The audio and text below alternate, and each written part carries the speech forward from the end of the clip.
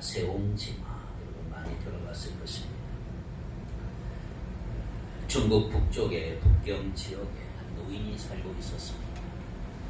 세옹이라는 말은 이름이라기보다는 변두리 노인 이런 말이에요. 변두리에 사는 노인. 그에게는 아주 비싸고 훌륭한 말이 한 마리가 있었는데 하루는 그 말이 국경을 넘어서 오랑캐 땅으로 도망쳐 버렸습니다. 마을 사람들은 세옹의 불행을 마치 자기 자신이 당한 것처럼 슬퍼하며 어찌하냐고 그를 위로했습니다. 그러나 놀랍게도 세옹은 별로 슬퍼하지 않으면서 이렇게 말합니다. 이 일이 복이 될지 누가 합니까?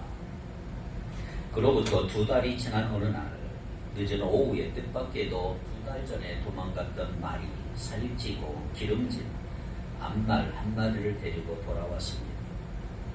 세옹은 자신의 말도 찾고 자기 말에 짝이 될 수 있는 훌륭한 암컷 말도 공짜도 얻은 것이니까 이것을 본 동네 사람들도 또 축하해 줬습니다. 얼마나 잘 됐냐고. 그러나 세옹은 고개를 저으면서 또 이렇게 말합니다. 이것이 화가 될지 누가 합니까? 세옹에게는 말타기를 무척 즐기는 아들이 있었는데 며칠 후 그의 아들이 몰래 새로운 암말을 가만히 끌고 나와서 마음껏 속력을 내며 타다가 그만 말의 앞발이 돌부리에 걸리는 바람에 앞으로 떨어져서 다리가 부러지고 말았어요. 그러자 마을 사람들이 또다시 세옹의 집에 찾아와서 걱정스러운 표정으로 위로를 합니다. 참 안 됐습니다. 어쩌다가 이런 불행한 일이 일어났나요? 그러나 세옹은 이번에도 무표정하게 이렇게 말합니다. 이 화가 또 복이 될지 어떻게 하겠습니까?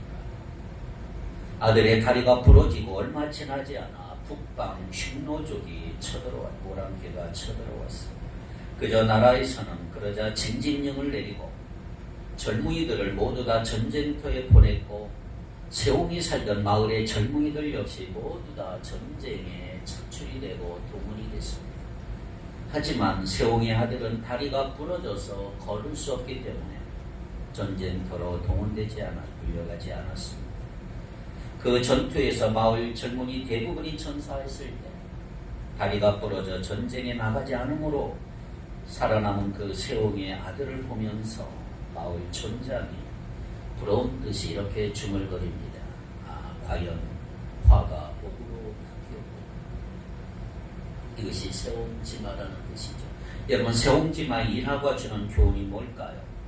오늘의 복이 내일은 화가 될지, 오늘의 화가 내일은 복이 될지 정말 어떻게 될 수 없는 것이 바로 우리가 가진 인생이다 하는 뜻이죠.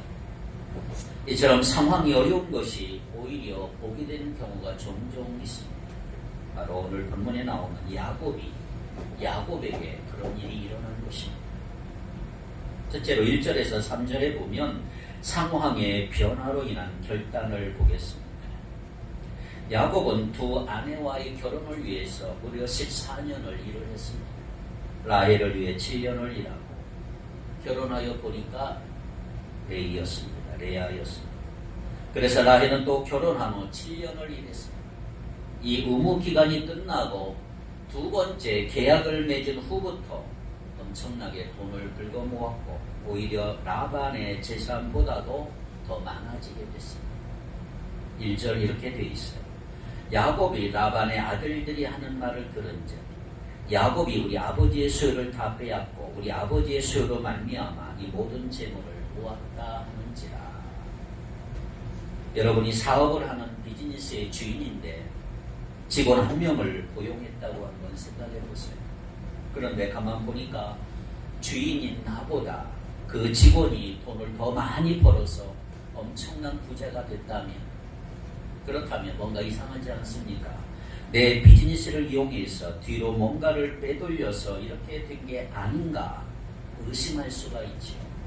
야곱이 바로 그런 경우 좀 당하고 있는 것입니다. 삼촌인 양의 말을 열심히 맡아서 쳤는데 야곱의 양은 점점점 많아지고 라반의 양들은 점점점 줄어들게 됐어요. 라반의 아들들이 이것을 볼 때 당연히 야곱이 자기들의 아버지 양들을 슬쩍슬쩍 빼돌려서 그렇게 된 게 아닌가라고 생각하는 것은 사람으로서는 당연하겠죠. 그런데 이들이 조사를 안 했을까요? 검찰이나 경찰이 조사하는 것처럼 난리를 치며 다 조사를 했는데 자세히 조사해 보니까 원래 라반과 야곱이 맺었던 계약 그대로 한 거예요. 성실하게 야곱은 지킨 것입니다.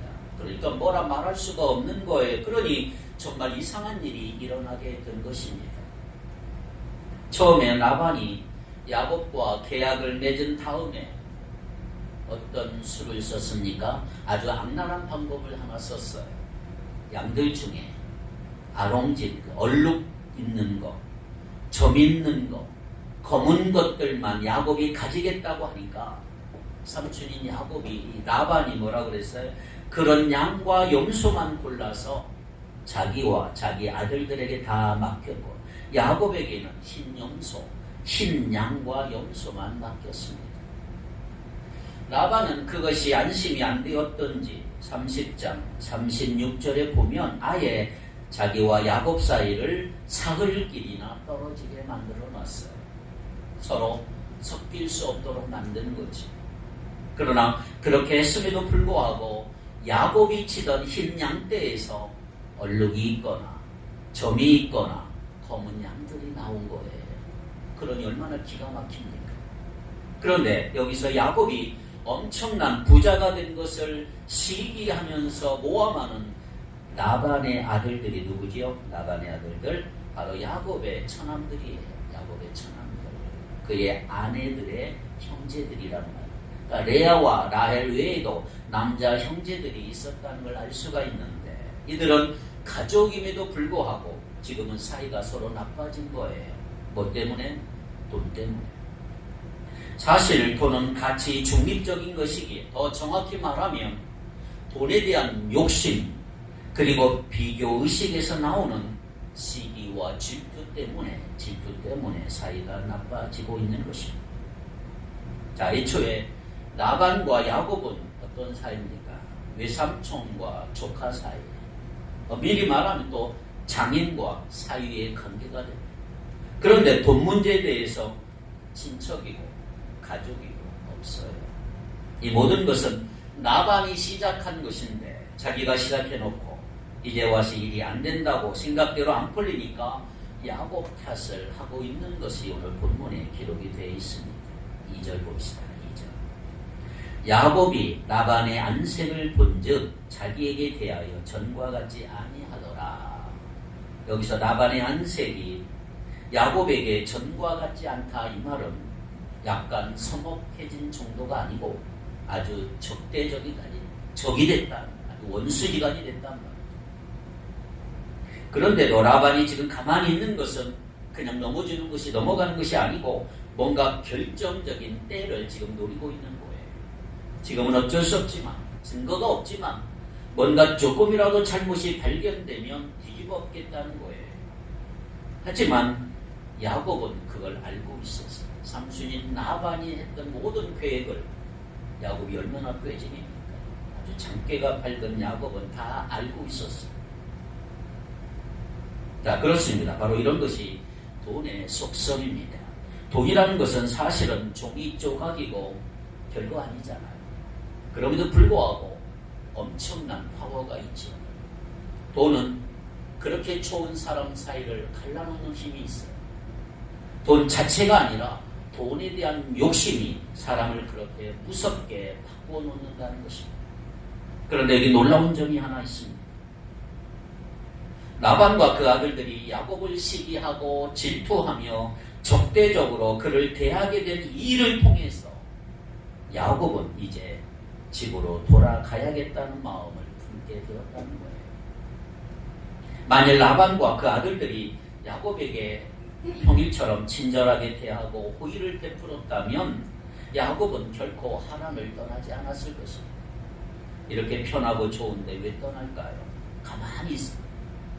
먹고 재워주고 돈도 버는데. 그러나 라반과 그의 아들들의 태도가 아주 적대적으로 변한 것을 본 야곱은 더 이상 타협의 여지가 남아있지 않고 어쩔 수 없다고 하는 직감을 느끼게 되고 이제는 더 이상 이곳에 머물 수 없게 되었다고 생각을 하게 된 것입니다. 그래서 이제 떠나야 되겠다 마음을 굳히게 됩니다. 사랑하는 성도 여러분, 오늘날 우리에게서 많이 일어나는 일도 바로 이거예요. 우리가 살다 보면 상황이 안 좋아질 수가 있어요. 다 좋은 건 아니에요. 그렇게 되면 괴로움을 느끼면서 누군가 불평하게 되고 원망하게 돼요. 내가 하나님을 믿고 따르는데도 왜 이런 일이 일어나는가? 왜 나한테는 일이 안 풀리는가? 하나님께 때로는 불평도 하고 원망도 하지 않습니까? 그런데 여러분, 일이 잘 안 풀리고 길이 막힐 때, 또 나쁜 일이 벌어질 때 우리가 믿음의 사람으로서 반드시 기억해야 될 게 하나 있습니다. 바로 지금이 내가 변화되어야 될 시간이구나. 지금이 하나님께로 돌아갈 시간이구나. 그동안 하나님과의 관계가 너무 서먹했구나, 소홀했구나, 정말 하나님을 붙들어야 될 시간이구나 라고 하는 걸 깨달아야 한다는 말이지. 하나님은 결코 실수로 우리에게 고통의 순간을 주시는 분이 아니에요. 바로 이 불편한 상황을 통해서 새로운 길로 인도하시는 하나님을 깨달아야 된단 말이에요. 내가 지금 해결할 수 없고 내 능력을 넘어서고 내가 컨트롤할 수 없는 상황이 될 때야말로 사실은 신실하신 하나님 한 분만을 의지하면서 믿음으로 나아갈 때라고 하는 사실을 우리는 잊으면 안 됩니다. 이 사실을 깨닫고 나가는 사람은 한 걸음 새로운 도약을 할 수가 있고 한 단계 올라갈 수 있지만 이걸 깨닫지 못하면 그냥 거기 머물 수밖에 없는 것입니다. 라반과 그 아들들이 야곱에게 적개심을 품고 씩씩거리는 것이 과연 야곱에게 좋은 일이었을까요? 사실 야곱이 얼마나 힘들었을까요? 다른 사람도 아니고 가족들과 원수가 되었다는 것은 너무나 괴로운 일이에요. 그냥 보아도 이건 좋은 일도 아니고 아주 안 좋은 최악의 상황이라고 할 수가 있겠죠. 어떻게 자기가 사람의 마음을 자기가 원하는 대로 바꿀 수가 있습니까? 어떤 사람과 관계가 불편했을 때 내가 어떻게 함으로 그 사람의 마음을 과연 바꿀 수가 있을까요? 여러분 기억하셔야 돼요. 하나님만이 사람의 마음을 바꿀 수가 있는 거예요. 근데 놀랍게도 이것이 오히려 대단히 좋은 기회가 될 수가 있다는 거죠. 왜? 사람은 이상한 것이요. 편안하면 잘 되면 간절히 하나님을 안 찾는데 괴롭게 되면 간절히 하나님을 찾게 돼 있습니다. 그래서 괴로운 순간 내가 다시 하나님을 신뢰하며 믿음으로 나아갈 수 있는 계기가 될 수 있다는 것입니다. 이제는 타협하고 안주하는 삶을 중단하고 가나안으로 돌아갈 때라는 걸 직시하게 됐습니다. 이제는 하나님께로 돌아갈 때가 됐다. 더 이상 편안하고 겉으로만 안정된 삶에 주저앉아 있어서는 안 될 것입니다. 비록 모험이 되더라도 앞이 캄캄하다 할지라도 오직 하나님의 말씀만 붙들고 일어나서 믿음의 발걸음을 떼야 될 시간이 되었던 것입니다. 야곱은 지난 20년 동안 하란에서 지나면서 믿음 생활을 제대로 하지를 못했어요. 나이롱 신자였죠. 야곱이 하란에서 결혼하고 자녀들도 많이 낳고 이제 부자가 되었다는 것이 주변 사람들에게는 빈털터리로 왔다가 이렇게 되었으니 대단히 놀랍게 대단하게 보였을지 몰라도 하나님 나라의 관점에서 보면 별 의미가 없는 것입니다. 그때 하나님은 그 야곱의 불편한 인간관계를 통해서 그가 다시 믿음의 길로 돌아오도록 이끌어 주셨던 것입니다. 또 보세요. 오늘 3절을 볼까요? 상황이 바뀌었는 대로 혹시 깨닫지 못할까봐 하나님이 직접 오셔서 말씀까지 해주시다. 3절 다 같이 읽겠습니다. 시작. 여호와께서 야곱에게 이르시되 내 조상의 땅 내 족속에게로 돌아가라. 내가 너와 함께 있으리라 하신지라. 아멘. 이건 단순히 야곱에게 고향으로 돌아가는 말씀이 아니고 내가 너와 함께 있으리라. 이제는 더 이상 너의 재주나 너의 능력이나 너 그런 거 믿지 말고 믿음의 길로 다시 들어서서 나를 신뢰하며 살아가라 이 말이에요. 왜냐하면 야곱은 그동안 하는 대로 다 잘 됐거든요. 자기만 믿고 자기 잔재도 믿고 자기 능력과 지혜로 된 줄 알았고 그렇게 살아왔어요. 그런데 사실은요, 하나님께서 다 해주신 것이기 때문에 계속해서 자기 자신을 믿으며 사는 것이 아니라 이제는 하나님을 믿으며 살아가라는 거예요. 자, 그러면 이제 야곱이 고민하게 됐어요. 4절로 13절까지 야곱의 제안을 합니다. 야곱에게 이제 뭐가 필요하냐? 하나님께 돌아가려면 이제 아내들을 설득해서 함께 떠나는 게 필요해요. 자기 혼자 가는 게 아니고 아내가 둘이잖아. 라헬과 레이가 있어. 레아가 있어. 혼자 떠나면 무슨 소용이 있어요? 문제는 과연 그들이 자기들의 아버지와 고향을 떠나면서까지 야곱과 과연 함께 하겠느냐? 이게 문제입니다. 야곱과 레아는 별로 좋은 관계가 아니에요. 사랑해서 한 결혼도 아니에요. 라헬도 자기에게 아이를 낳게 하라고 화를 냈던 관계예요. 그러니까 별로 좋은 사이가 아닌데 자기와 함께 하자면 과연 부인들이 따라올까? 이게 고민인 거예요. 만약 아내들이 자기를 따라오지 않기로 한다면 야곱은 둘 중에 하나를 선택해야 합니다. 하나는 뭐냐 하면 혼자 떠나가야지. 혼자. 다른 옵션 또 하나는 다 포기하고 그냥 거기 눌러 사는 거예요. 그래서 아내들이 자기와 함께 떠날 수 있도록 아내들을 설득하기 시작을 합니다. 어떻게 설득합니까? 4절 5절입니다. 같이 읽겠습니다. 4절 5절 시작. 야곱이 사람을 보내어 라헬과 레아를 자기 양떼가 있는 들로 불러다가 그들에게 이르되 내가 그대들의 아버지 안색을 본즉 내게 대하여 전과 같지 아니하도다. 그러할지라도 내 아버지의 하나님은 나와 함께 계셨느니라. 자, 이때 야곱은 들에서 양을 치고 있었어요. 근데 사람을 보내서 라헬과 레아를 들로 불러냈어요. 왜냐하면 집으로가 장막 사이에서 이야기하면 들킬 수도 있고 정보가 셀 수도 있기 때문에 멀리 떨어진 곳으로 두 아내를 불러 설득하는 작업을 하고 있는 것입니다. 자, 이것이 중요한 것입니다. 자, 지금 하나님에 대해서 아내들에게 말을 하는 것, 이것이 일종의 가족 전도라고 할 수가 있어요. 가족 전도. 물론 레아와 라헬도 과거에 야곱을 통해서 하나님에 대해서 어느 정도 들어서 알고는 있었어. 그러나 정말로 믿는 사람들이라고 보기는 힘든데 이들 앞에서 지금 전도를 하고 있는 거예요. 전도가 뭐예요? 가족들 앞에서 가장 좋은 전도는 뭔지 아세요? 간증이에요. 간증.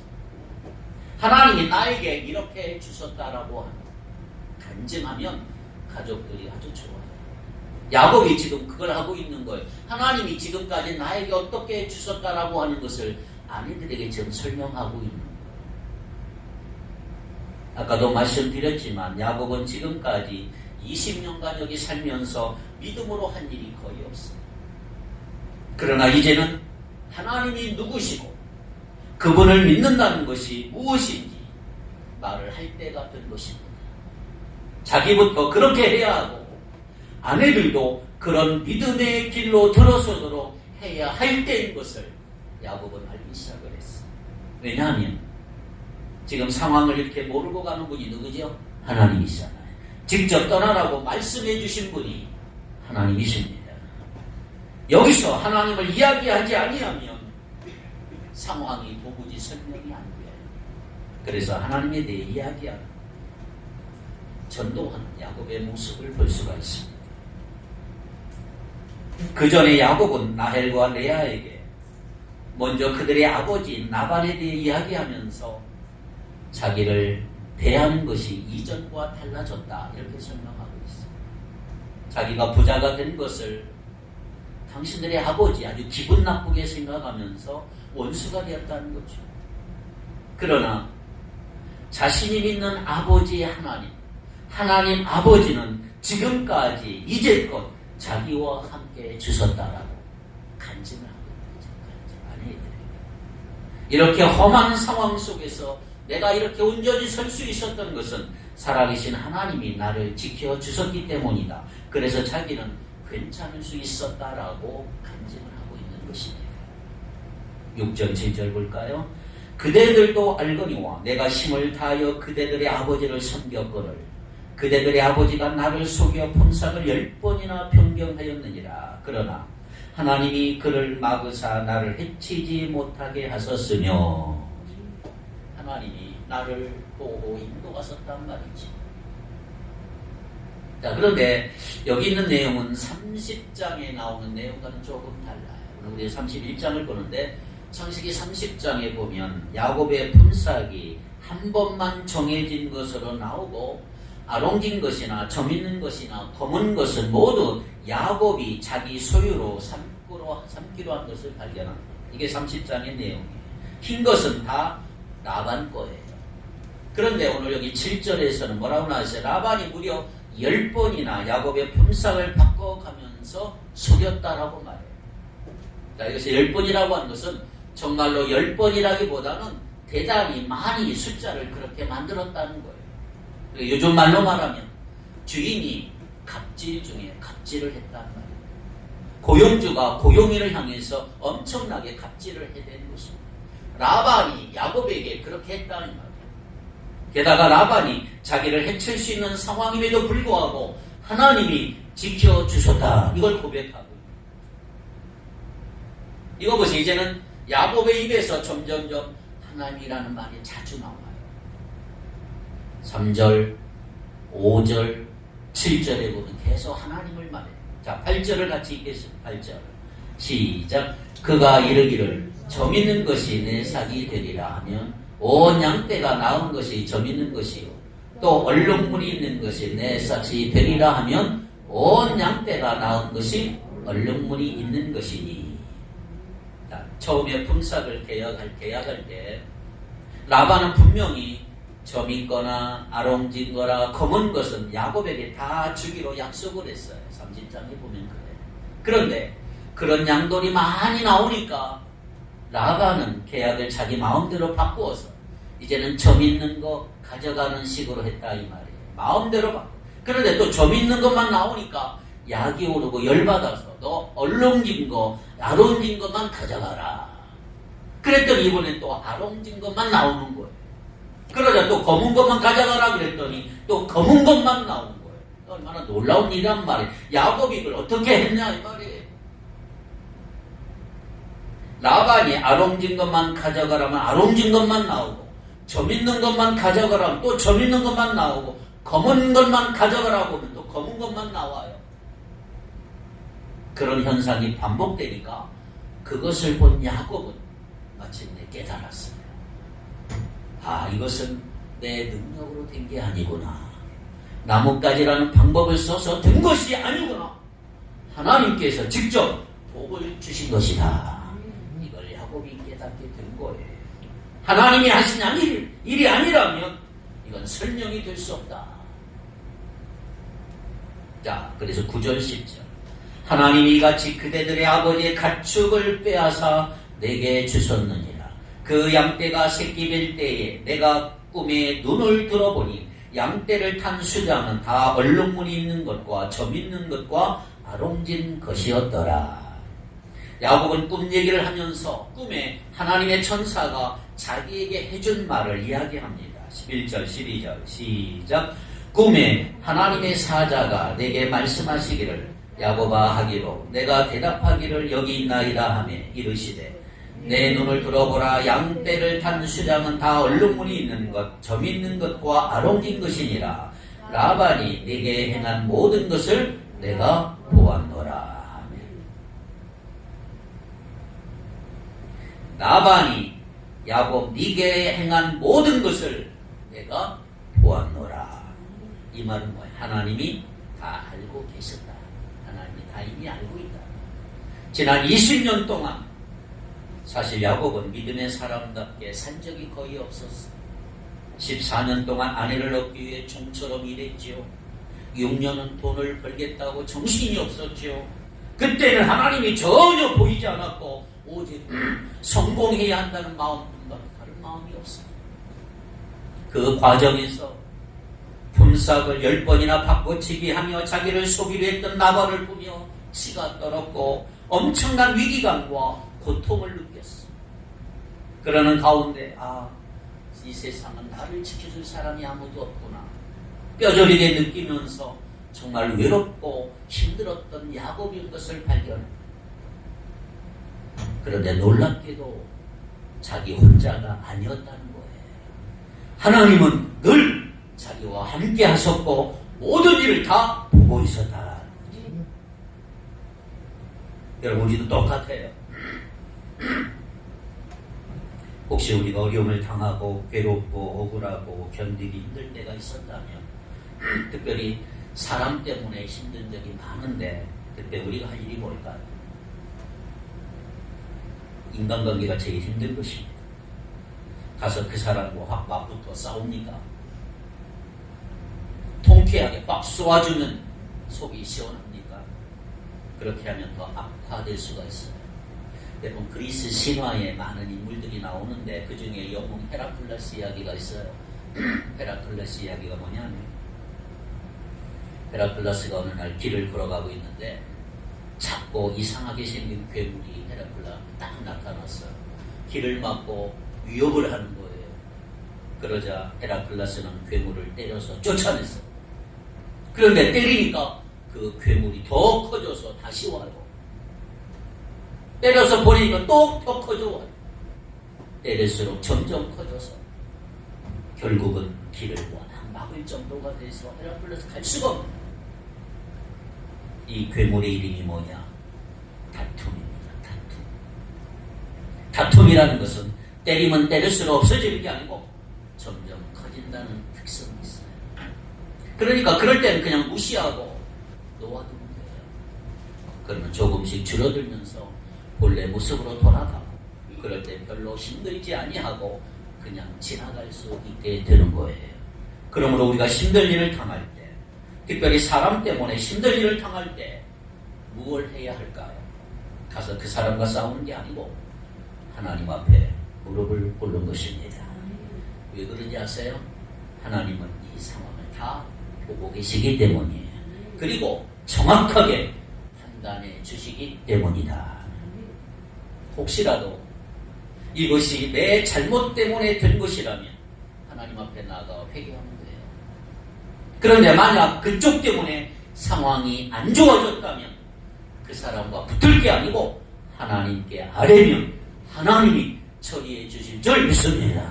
하나님은 전체를 다 보고 계시기 때문에 완벽하게 모든 걸 다 알고 계신단 말이에요. 하나님만이 유일하게 전부 다 알고 계신, 전부 다 알고 계신. 나에 대해서, 상대방에 대해서, 이 상황에 대해서 100% 다 보고 다 알고 계시는 분이 살아계신 하나님이에요. 그뿐만 아니라 이 문제를 해결할 수 있는 능력이 전능하신 하나님의 있다. 그래서 우리가 하나님 앞에 나가야 돼요. 그래서 우리는 하나님의 심판에 맡기기를 바랍니다. 할렐루야. 옆사람 이렇게 얘기합시다. 하나님께 나가십시다. 하나님의 심판에 맡깁시다.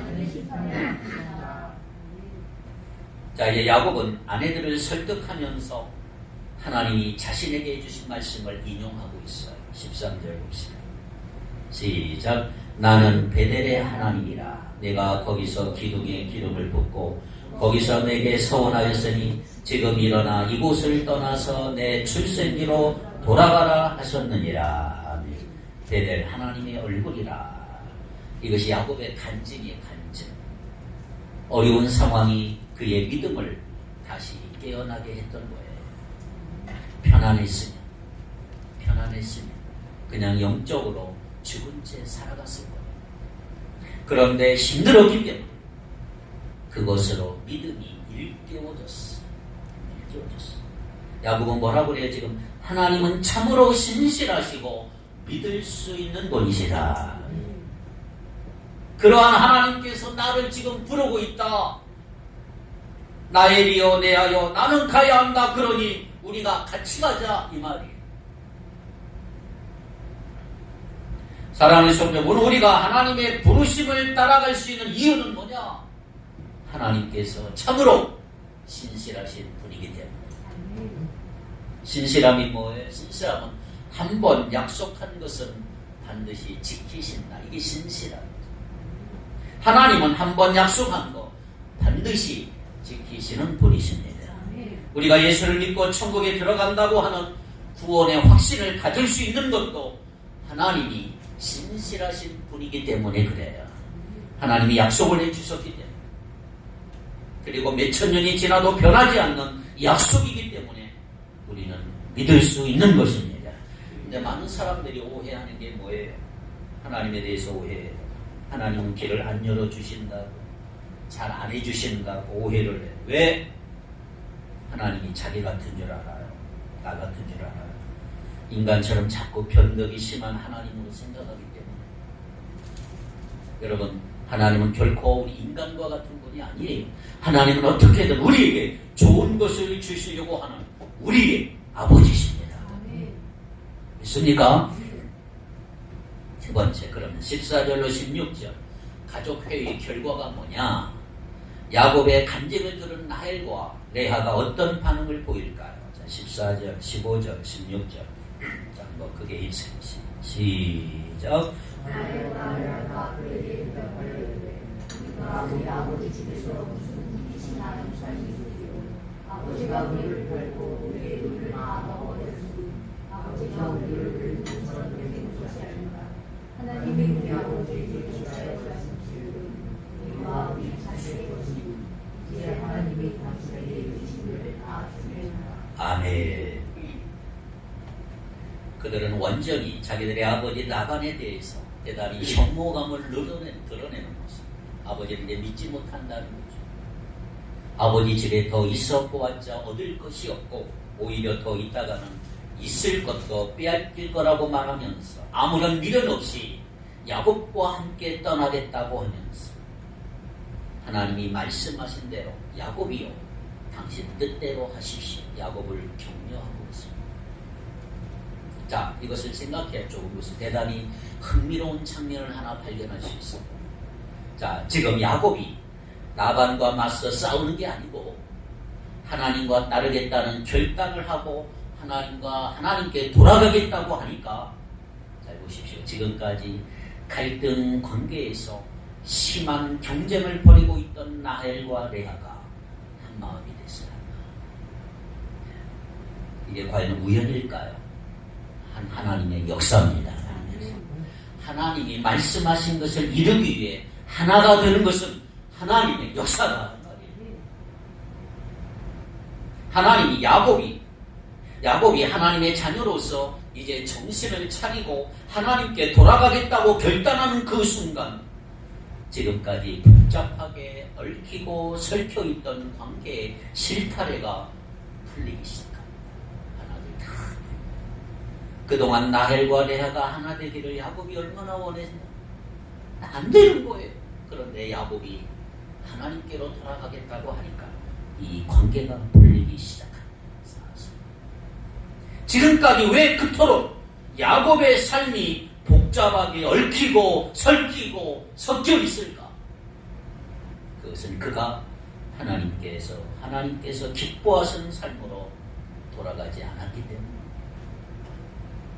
그러나 그가 하나님께로 돌아가겠다고 따라가겠다고 결단하니까 모든 삶이 제자리로 다 돌아가고 모든 관계가 회복되기 시작했던 것입니다.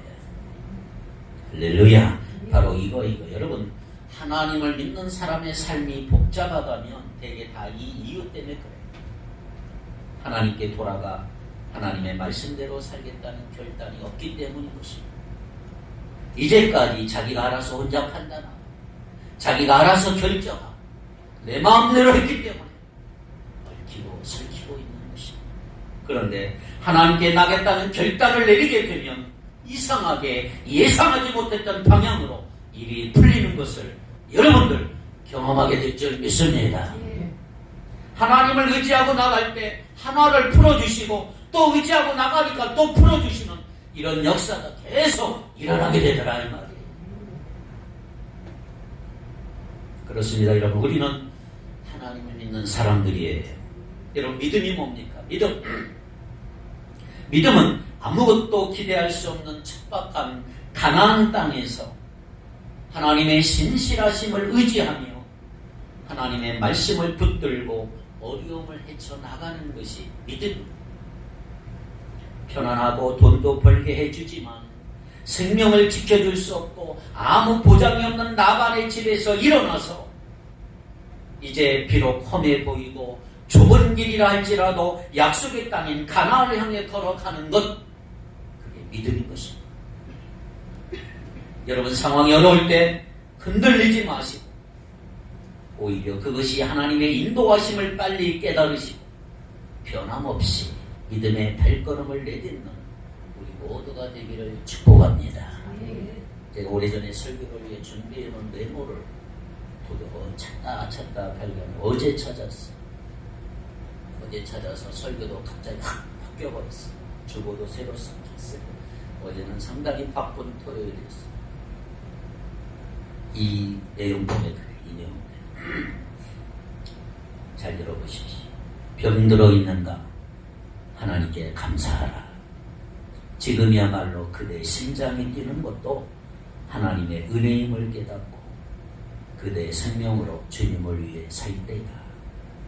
건강한가? 감사하라. 건강을 우상으로 삼지 않고 건강을 하나님의 도구로 기꺼이 사용할 때이다. 가난에 처해 있는가? 감사하라. 물질의 노예가 되지 않고 진리를 위해 자신을 던질 수 있습니다. 부유한가? 감사하라. 하나님의 선한 청지기가 되는 기쁨을 누릴 기회이다. 실패했는가?